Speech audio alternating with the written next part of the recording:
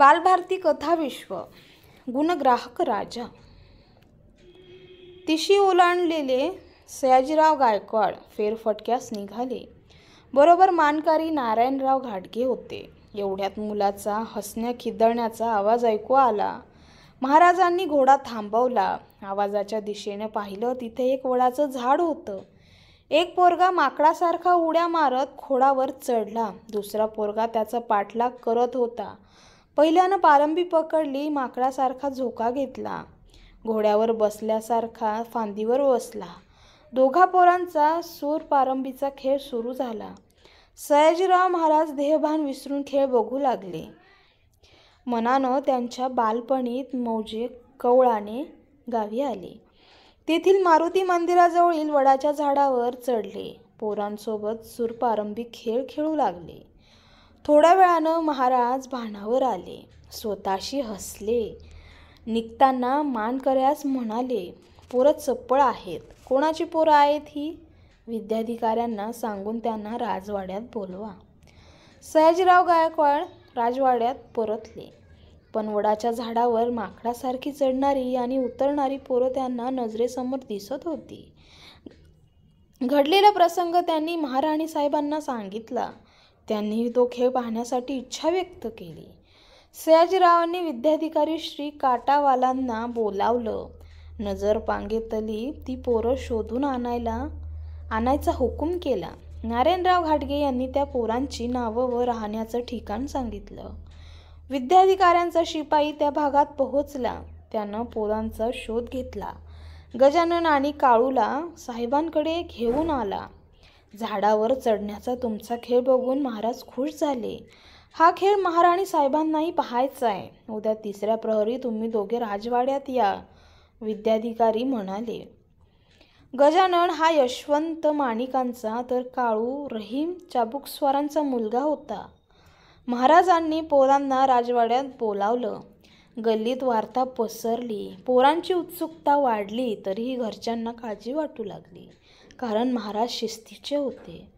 दुसरा दिवस उजाडला. विद्याधिकाऱ्यांनी पोरांना राजवाड्यात आणले. दोघांचे सदरे मळलेले होते. चेहऱ्यावर मात्र तरतरी होती. राजवाड्याच्या समोर मोठं झाड होतं. महाराज आणि राणीसाहेब पोरांना घेऊन तिथे आले. बरोबर 3 राजपुत्रही होते. बसण्यासाठी बाजूला सोफे ठेवले होते. काय नाव बाळांनो तुमचे? महाराजांनी विचारताच गजानन म्हणाला, माझं नाव गजानन. माणिक आणि हा काळू चाबुकस्वार. छान. आम्ही परवा तुमचा सूरपारंबीचा खेळ पाहिला. आज राणीसाहेबांना तो दाखवा. गजानननं काळूला खून केली. मानकरांनी सूर तयार ठेवला होता. 1.5 तास लांब व करंगळीच्या जाडींची ती काठी होती. काळूनं सूर हाती घेतला. एक पाय होता. उचलून पायाखालून सूर दूर फेकला. गजानन तो सूर आणायला धावला. तोपर्यंत काळू सरसर झाडावर चढला. काळू आणि गजाननची झाडावर चढण्या उतरण्याची कसरत सुरू झाली. शेवटी गजानननं काळूला पकडलं. आता गजानन सूर फेकला आणि तो सरकन झाडावर चढला. काळू सूर आणून त्याच्या मागे वर चढला.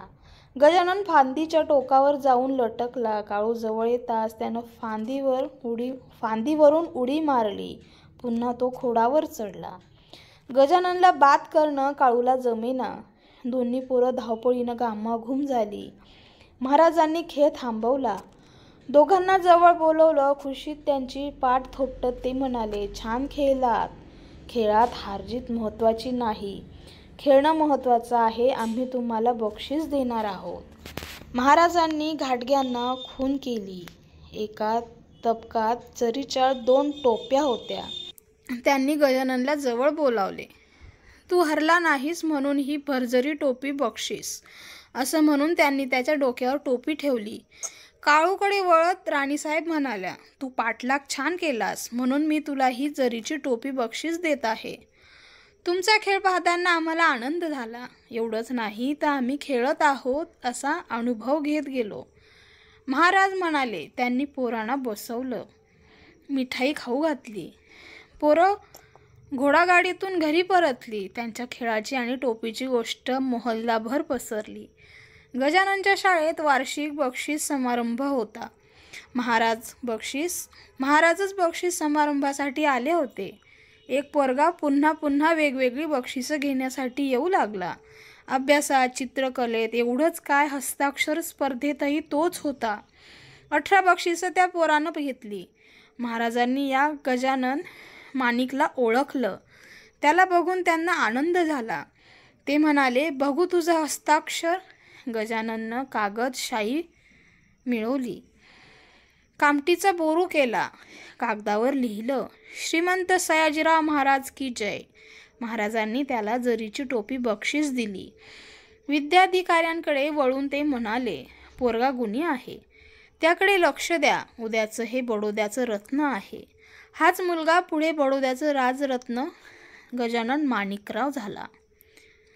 बाबा भांड. ही छान अशी कथा तुम्हाला कशी वाटली ते कमेंटद्वारे नक्की कळवा.